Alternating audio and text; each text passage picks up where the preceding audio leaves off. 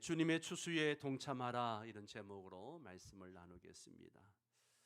여러분, 농사를 지어 보셨습니까? 아마 여기에 제 나이 이상 되신 분들은 농사 경험이 분명 있을 겁니다.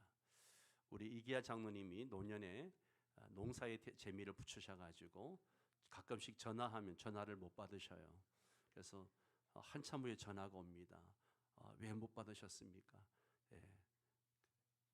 농사 짓느라고. 아주 작물 키우는 재미가 아주 좋다고 가끔씩 만나면 그 이야기를 하십니다. 신기하기도 하고, 정말 하나님이 지으신 자연의 원리가 너무너무 신기하잖아요. 그죠? 여러분, 이 농사철에 농부의 마음을 여러분 한번 생각해 본 적 있으신가요? 수개월 동안 막 씨를 뿌리고 물을 주고 열심히 가꾸어서 곡식이 익어가는 모습을 보면 이 농부의 마음에는 막 기쁨과 감사도 막 넘치지만 또 한 가지 긴장감도 있다고 합니다. 이 추수의 때를 놓치게 되면 그동안의 모든 노력이 헛될 수밖에 없잖아요. 그죠? 예수님께서도 이와 같은 긴박함을 가지셨어요. 예수님은 공생애 동안에 복음을 전파하면서 모든 병자들을 고치시고 고통받는 자들에게 사랑과 치유를 베푸셨습니다. 하지만 예수님께서는 무리를 바라보실 때마다 어떤 마음이 들었는가 하면 영혼 없이 방황하는, 그런 목자 없이 방황하는 양처럼 그렇게 긍휼의 마음이 되셨어요. 예수님의 마음은 너무너무 절박하고 그리고 무거운 마음인 거죠. 오늘 우리가 살고 있는 세상도 한번 보십시오. 도시의 화려한 빛 뒤에는 공허한 마음들이 있고요, 또 성공적인 삶을 꿈꾸는 이들 가운데에는 길을 잃은 영혼들이 너무너무 많습니다. 수많은 사람들이 복음이 필요한 상태로 하루하루를 살아갑니다. 예수님의 긍휼의 시선으로 오늘 우리의 삶을 바라본다면 과연 우리는 어떤 결단을 할 수 있을까? 주님의 추수에 동참하라. 주님의 추수에 동참하라. 이 말씀은 단순한 명령이 아니라 우리에게 도전과 소망을 주는 그런 초대와 같은 말씀입니다. 여러분 중에는 아마 선교 그러면 나와는 거리가 먼 걸로 생각하는 분들이 많이 있을 것입니다. 그리고 그 선교에 나의 역할은 참 미미하다, 그렇게 생각할 수도 있습니다. 그러나 하나님께서는 모든 성도들에게 각자의 자리에서 추수의 일꾼이 될 것을 요구하십니다. 오늘 이 말씀을 통해서 우리는 주님의 추수의 긴급성, 그리고 긍휼의 마음, 그리고 헌신으로 동참해야 하는 사명을 깨닫기를 원합니다. 첫 번째는 주님의 추수는 긴급한 일입니다. 긴급한 일이에요. 37절에서 추수할 것은 많되 일꾼이 적다라고 말씀하십니다. 이는 영혼 구원의 시급성과 현실적인 어려움을 동시에 보여주고 있는 거예요. 이 37절이 주는 교훈이 뭡니까? 추수할 것은 많다. 첫 번째, 추수의 풍성함이에요. 추수의 풍성함입니다. 하나님께서는 세상 곳곳에 구원받을 영혼들을 준비해 두셨습니다. 예수님 당시뿐 아니라 지금도 세상에는 복음을 들어야 할 수많은 영혼들이 있어요. 요한복음 4장 35절에서 예수님은 제자들에게 함께 읽습니다. 너희는 넉 달이 지나야 추수할 때가 이르겠다 하지 아니하느냐? 내가 너희에게 이르노니 눈을 들어 밭을 보라, 희어져 추수하게 되었도다. 아멘. 여기 보세요. 눈을 들어 밭을 보라. 눈을 들어 밭을 보라. 희어져 추수하게 되었다. 지금 세상은 추수할 영혼들이 그냥 휘어져 있다는 거죠. 너무나 많다는 거예요.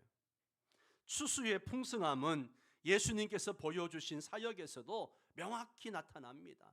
예수님이 사마리아 여인에게 복음을 전했을 때 그녀가 변화되어져 가지고 동네에 들어가서 막 만나는 사람들마다 복음을 전합니다. 그 복음을 들은 또 수많은 사람들이 예수님께 나와서 예수님을 영접합니다.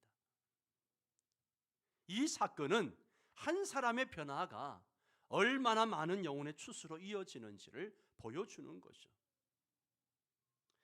현대 글로벌 환경에서도 추수의 풍성함은 분명합니다.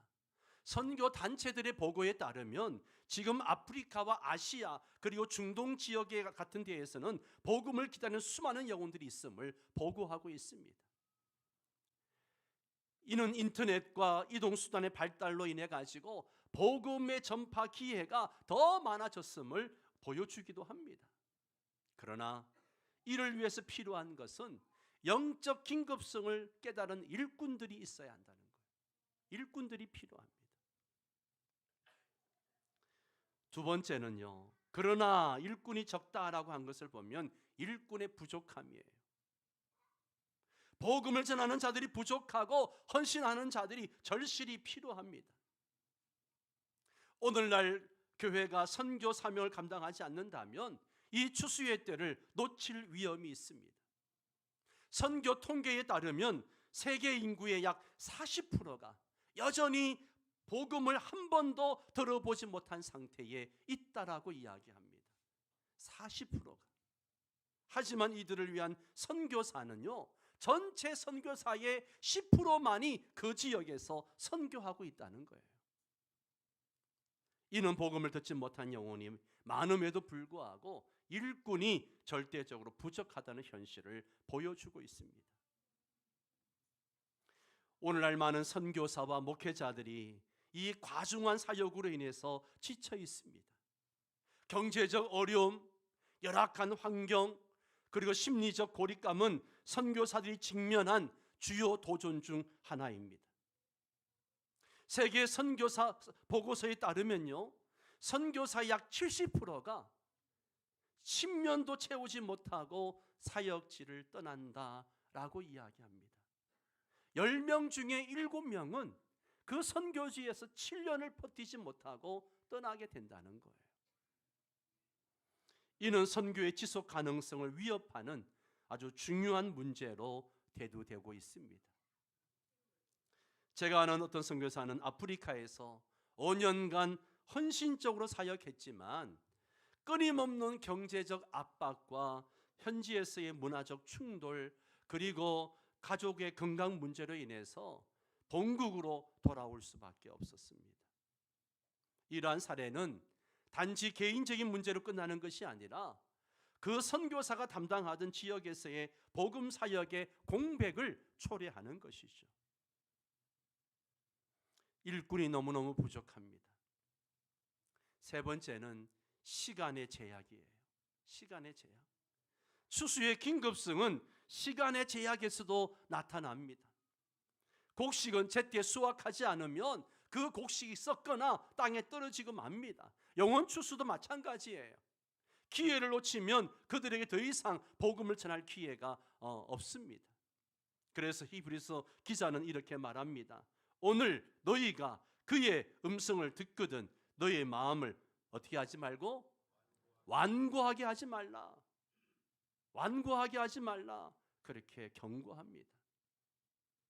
이는 우리에게 지금 이 순간이 얼마나 중요한지를 깨닫게 합니다. 추수의 기회는 항상 열려 있는 게 아니에요. 누가복음 12장에 우리가 너무나 잘 아는 어리석은 부자 이야기를 보세요. 농사를 지어서 너무너무 농사가 잘 되니까 그 곡식을 쌓아둘 창고를 늘리고 짓고 그러면서 그가 여러 해 동안 풍요를 누릴 것을 기대합니다. 그런데 그날 밤 하나님이 뭐라 그러세요? 오늘 밤에 내 영혼을 도로 찾으리니 그렇게 말씀하십니다. 이는 우리의 시간도 다른 사람들의 시간도 하나님께 속해 있음을 말씀하고 있는 거예요. 내 시간이 아닙니다. 내 시간이 아니에요. 복음을 전할 기회를 언제까지나 미룰 수는 없습니다. 아프리카에서 한 선교사가 복음을 전하기 위해 한 마을을 방문했습니다. 자주 방문해서 의료품도 나눠주고 여러 가지 도움을 많이 줬던 그런 마을입니다. 그런데 그 마을의 족장이 예수를 안 믿어요. 마을 주민들은 예수를 믿으려고 하는데 족장이 안 믿는 거예요. 그래서 오늘은 반드시 이 족장에게 복음을 전해야지 하고는 다 준비해서 갔습니다. 그런데 그날도 이 족장은 다음에 믿겠다고, 다음에 또 한 번 더 오시면 그때 한번 생각해 보겠다고 또 그렇게 이야기합니다. 그러니 선교사가 그러면 다음에 꼭 다시 오겠다고 이야기하고 돌아갔습니다. 며칠이 되지 않아 갑작스럽게 그 족장은 사고로 생명을 잃게 되고 맙니다. 그 선교사가 얼마나 후회를 했을까요? 얼마나 후회를 했을까요? 우리는 이 시간의 제약을 깨닫고 적극적으로 복음을 전해야 합니다. 예수님께서 요한복음 9장 4절에서 때가 아직 낮임에 나를 보내신 이의 일을 우리가 하여야 하리라. 밤이 오리니 그때는 아무도 일할 수 없느니라. 그렇습니다. 밤이 오면 일할 수 없어요. 때가 늦습니다. 지금이 바로 행동할 때입니다. 우리 각자가 주님의 추수의 일꾼으로 주어진 시간을 최대한 활용하여 영혼들을 구원하는 데 힘써야 합니다. 시간의 제약은 단지 부담으로 다가오는 것이 아닙니다. 이는 하나님께서 우리에게 주신 사명을 깨닫게 하고 우리로 하여금 하나님의 일에 헌신하도록 도전하는 기회입니다. 지금이야말로 복음을 전할 때이고 하나님의 추수에 동참할 때입니다. 두 번째로 주님의 긍휼에 동참하십시오. 주님의 긍휼에 동참하십시오. 36절에서 예수님은 무리를 보시며 긍휼히 여기셨습니다. 여기서 긍휼은 단순히 그냥 연민의 마음을 갖는 그런 것이 아니라 행동으로 이어지는 깊은 마음의 동요를 의미합니다. 당시 많은 사람들이 목자 없는 양처럼 방황하고 있었습니다. 이는 오늘날에도 마찬가지예요. 세상은 영적 혼란과 방황 속에 있고 복음만이 그들에게 참된 길을 보여줄 수 있습니다. 에스겔 34장에 하나님의 탄식이 나옵니다. 함께 읽어볼까요? 내 양떼가 모든 산과 모든 높은 언덕에서 헤매고 세계 각처에까지 흩어지게 되었는데도 그 양떼를 찾으려고 물어보는 목자가 하나도 없었다. 아멘. 하나님의 양떼들이 흩어져서 유리방황하는데 그 영혼들을 찾는 사람이 없다는 거예요. 이 말씀은 오늘날에도 유효합니다. 긍휼은 단순히 문제를 바라보는데 그치지 않고 행동으로 나타납니다. 예수님께서는 단지 군중을 바라보며 불쌍히 여긴 것이 아니라 그들을 위해 가르치고 복음을 전하며 치유하셨습니다. 이와 마찬가지로 우리도 주님의 마음을 본받아서 긍휼의 마음으로 그들에게 다가가야 합니다. 오늘날 사회에서 긍휼의 필요성은요 더욱더 커지고 있습니다. 더 잘 사는 나라가 되었고 더 발전한 나라가 되었지만 긍휼이 필요한 사람은 점점 더 많아지고 있어요. 얼마 전에 청룡동 동장이 새로 부임해서 또 인사차 방문을 했습니다. 그런 얘기를 하시더라고요. 돌아보니까 왜 그렇게 불쌍한 사람들이 많은지, 도움을 줘야 할 사람이 너무 많다는 거예요. 갈수록 그렇습니다. 영적 공허함을 채우지 못한 현대인들은 물질적 풍요 속에서도 방황하고 있으며 여러 가지 사회적 문제로 인해서 어려움을 겪고 있습니다. 주님의 긍휼은 이러한 사람들에게 하나님의 사랑을 전하는 통로가 될 수 있습니다. 우리도 주님의 마음을 품고 영혼을 향한 긍휼의 마음을 가져야 합니다. 이는 단순히 동정하는 것을 넘어서 복음 전파와 사랑의 실천으로 나아가야 됩니다. 우리가 한 입 먹고 가를 하고 또 독거 어르신들에게 유제품을 나눠드리고 그리고 반찬을 나누고 희망상자를 나누고 이것은 단순히 그들에게 선을 베푸는 게 아니라 주님의 긍휼의 마음으로 복음을 전하고 그리스도의 사랑을 전하는 것입니다.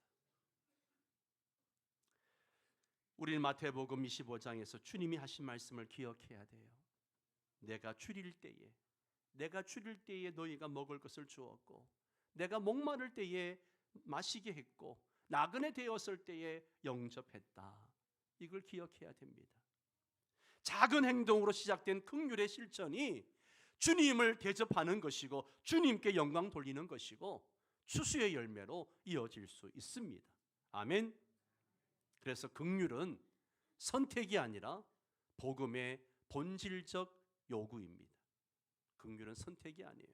복음의 본질적 요구입니다. 우리도 예수님의 긍휼에 동참하여 주님의 사랑을 이 세상에 전하는 통로가 되기를 바랍니다. 세 번째로 주님의 추수에 기도로 참여하십시오. 뭘로 참여하라고요? 기도로 참여하십시오. 예수님은 제자들에게 그러므로 추수하는 주인에게 청하여 추수할 일꾼을 보내주소서 하라. 그렇게 말씀하셨습니다. 추수의 주인은 하나님이십니다. 우리의 사명은 추수하는 주인이신 하나님께 기도하며 일꾼을 세우고 보냄으로써 선교 사역에 동참하는 거예요. 사도행전 13장을 보면 안디옥 교회가 금식하면서 기도한 후에 어떻게 해요? 바나바와 바울을 선교사로 파송합니다. 이처럼 기도는 선교의 시작입니다. 아멘. 기도는 선교의 시작이에요. 우리는 하나님의 뜻을 구하며 기도함으로써 주님께 어떤 일꾼을 세우실지를 기대해야 합니다. 기도는 단순한 의무가 아니라 하나님 나라를 확장하는 그런 출발점이에요. 우리가 먼저 기도에 힘쓰시기를 바랍니다. 특히 선교를 위한 기도에 힘쓰시기를 바랍니다. 모든 선교 사역은 기도로 시작이 되어집니다. 기도를 통해서 하나님의 능력이 그 땅에 임하게 됩니다.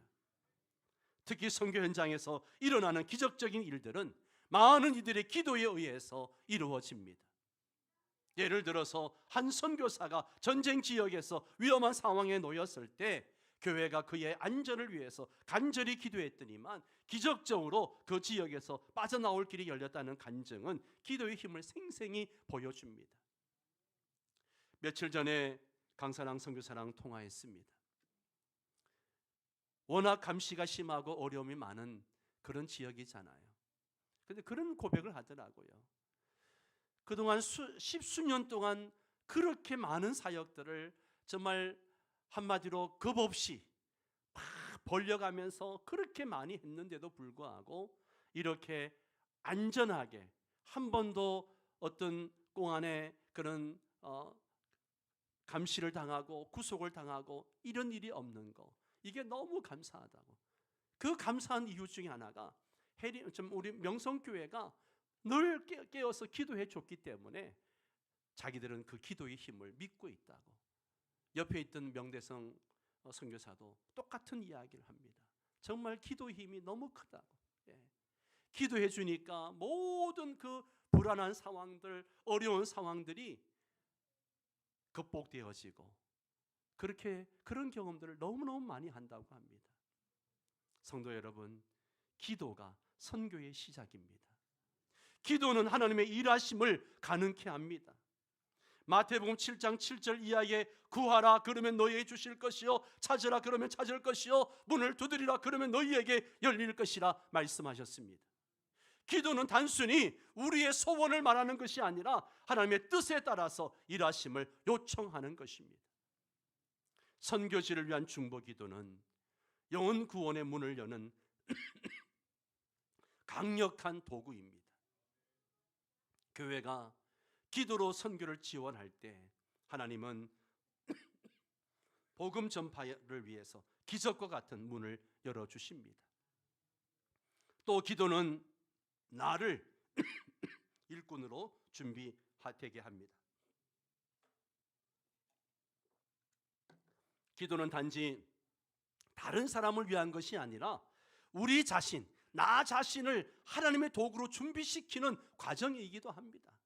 여러분 그런 경험 많이 하잖아요. 내가 누군가를 위해 기도하고 내가 어떤 선교지를 위해 기도하고 내가 무엇을 위해 막 기도하다 보면 어떠세요?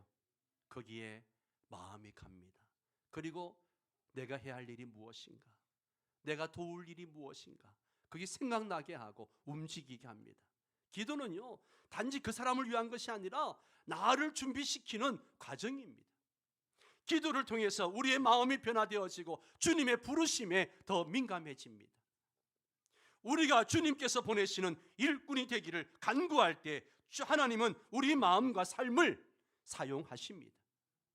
하나님께서, 예수님께서 감난산에서 기도하시면서 십자가를 향한 사명을 완전히 받아들이셨던 것처럼 기도는 사명을 감당하는 데 있어서 필수적입니다. 따라서 기도는요, 따라서 합니다. 선교의 첫 번째이자 가장 중요한 사역이다. 기도는 선교의 첫 번째이자 가장 중요한 사역이다. 아멘. 그래요. 여러분, 선교사님들을 위해서 어떤 것보다 기도하십시오. 여러분이 각 기관이 선교지를 입양을 합니다. 기관 회장이 나와서 제비를 뽑아서 원래 우리는 어느 선교사님을 돕겠습니다 결정했으면요, 정말 사명감 가지고 기도하셔야 돼요. 그 선교사님에게 어떤 문제가 생기고 선교 열매가 없는 것은 그 선교사님 문제가 아니라 우리의 문제가 될 수 있는 겁니다. 왜요? 내가 기도 안 해줬기 때문에, 내가 기도 안 했기 때문에. 선교사님 탓하지 마세요. 우리의 사명이 더 큰 겁니다. 우리가 기도로 하나님의 교회에게 동참하고 선교 현장과 선교사를 위해 간구하며 우리의 마음을 일꾼으로 준비할 때 하나님께서 추수의 사역을 완성해 가실 것입니다. 마지막 네 번째로, 주님의 추수에 삶으로 동참하라. 뭘로 동참하라고요? 어떻게 동참해야 되는가? 첫 번째는 각자의 자리에서 뭐가 되라? 선교사가 되십시오. 각자의 자리에서 선교사가 되십시오. 모두 해외로 나가는 이야기가 아니에요. 각자 서 있는 자리에서 복음을 전하는 삶으로 선교를 실천할 수 있습니다. 여러분의 가정과 여러분의 직장과 지역 사회에서 우리는 선교 일꾼이 될 수 있습니다. 예수님 마태복음 5장 16절에서 분명히 말씀하셨습니다. 같이 읽습니다. 너희 빛이 사람 앞에 비치게 하여 그들로 너희 선한 행실을 보고 하늘에 계신 너희 아버지께 영광을 돌리게 하라. 아멘. 아멘. 우리 삶 속에서 선한 행실과 전도를 통해 예수님의 빛을 비추는 것이 중요합니다. 실제로 한 교회 집사님은 회사에서 어려움을 겪는 동료를 위해서 기도하면서 복음을 나누는 삶을 살았습니다. 너무 힘들어하니까 같이 밥도 먹으면서 이야기 들어주고 마음을 나누었습니다. 그랬더니만 그가 예수님을 영접하고 그 교회 공동체의 일원이 되었습니다. 이는 우리 각자가 선교적 사명을 가지고 일상에서 삶의 복음을 실천할 때 어떤 열매가 맺히는지를 보여주는 겁니다. 두 번째는 따라서 합니다. 헌신과 나눔으로 참여하라. 아멘. 선교를 위해서 헌금하고 선교사를 후원하고 복음을 전하는 공동체를 세우는데 헌신하는 것도 중요한 동참의 방법입니다. 헌신적인 후원으로 인해서 선교문이 열리고 수많은 영혼들이 복음을 듣게 되는 사례는 교회 협력이 얼마나 중요한지를 보여주고 있습니다. 사도 바울은 빌립보 4장 18절에서 나는 모든 것을 받고도 넘치도록 풍족하니 너희가 준 것은 하나님께 받으실 만한 향기로운 제물이요 하나님을 기쁘시게 한 것이다. 그렇게 말하면서 헌신의 중요성을 강조했습니다. 우리의 재정적 헌신, 우리가 이제 조금 있다가 선교헌금 작정을 하는데요, 그 재정적 헌신은 단지 물질적인 지원을 넘어서 하나님 나라를 확장하는 그런 도구가 되는 줄 믿습니다. 세 번째, 공동체로서의 선교입니다. 우리는 개인적으로 선교에 헌신할 수 있을 뿐만 아니라 교회 전체가 함께 동참해야 됩니다. 선교팀을 조직하거나 또 단기 선교에 참여해서 지역 사회를 섬기는 사역을 통해서 또 하나님의 나라와 복음을 전하는데 협력할 수 있습니다. 이번에 미얀마 미야바디 단기 선교를 가는데 우리 청년들 중고등부 또 장년들 몇 명 가는데 온 교회가 함께 기도해주고 함께 후원하고 얼마나 좋습니까? 공동체가 함께 협력해서 선교하는 겁니다. 공동체로서의 협력은 개인이 할 수 없는 일을 이루게 합니다. 하나님께 영광을 돌리는 결과를 가져올 것입니다. 네 번째로 삶으로 증거하는 선교입니다. 우리는 우리 삶 자체가 복음을 전하는 도구가 되어야 합니다. 우리의 말과 행동이 하나님 나라 가치를 반영할 때 사람들은 우리를 통해 예수님을 보게 됩니다. 베드로전서 2장 12절에 너희가 이방인 가운데서 행실을 선하게 해라 그렇게 권면합니다. 우리의 삶이 선교의 강력한 도구임을 말해주고 있는 것이죠. 삶으로 동참하는 선교는 단지 특정한 시간이나 장소에만 국한되지 않습니다. 이는 우리의 일상, 우리의 개인 관계, 그리고 우리의 모든 삶의 순간에도 이루어지는 지속적인 헌신입니다. 우리는 우리 삶을 통해서 하나님의 사랑과 복음을 증거하는 자로 살아가야 합니다. 말씀을 맺겠습니다. 여러분, 주님의 부르심에 응답하십시오. 예수님의 말씀은 오늘날 우리에게 동일하게 적용되어집니다. 추수할 것은 많되 일꾼이 적다는 이 말씀은 단지 과거의 문제가 아니라 현재도 유효한 긴박한 요청입니다. 하나님은 지금도 당신의 백성들이 추수 사역에 동참하기를 기다리고 계십니다.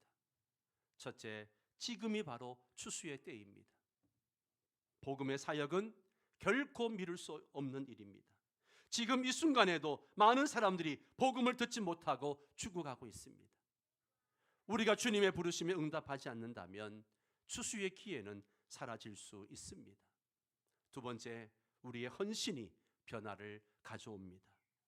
예수님께서 제 아들에게 보여주신 긍휼과 헌신의 본을 따라서 우리의 삶을 드릴 때 놀라운 변화가 일어납니다. 한 사람이 복음을 전하고 헌신할 때 그 영향은 주변 사람들과 세대에 걸쳐서 지속적으로 확장되어집니다. 사마리아 여인이 예수님을 만난 후에 동네 사람들에게 복음을 전해서 추수의 기쁨을 나눴던 것처럼 우리의 작은 헌신이 큰 추수로 이어질 수 있기를 바랍니다.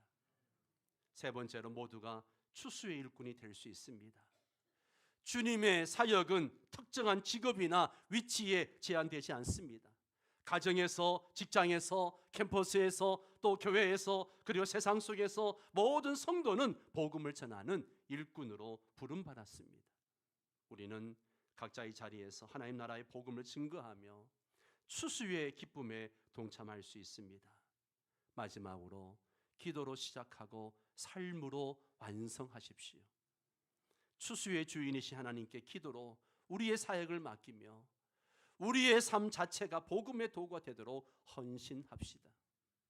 우리가 우리의 시간, 재능, 물질 이것을 드릴 때 하나님께서는 그것을 사용하셔서 영혼 추수의 놀라운 열매를 맺게 하실 것입니다. 오늘 여러분은 주님의 추수에 동참하라는 이 부르심에 어떻게 응답하시겠습니까? 긍휼의 마음으로 기도하며 삶으로 헌신하며 복음 전파의 사명에 함께 나아갑시다.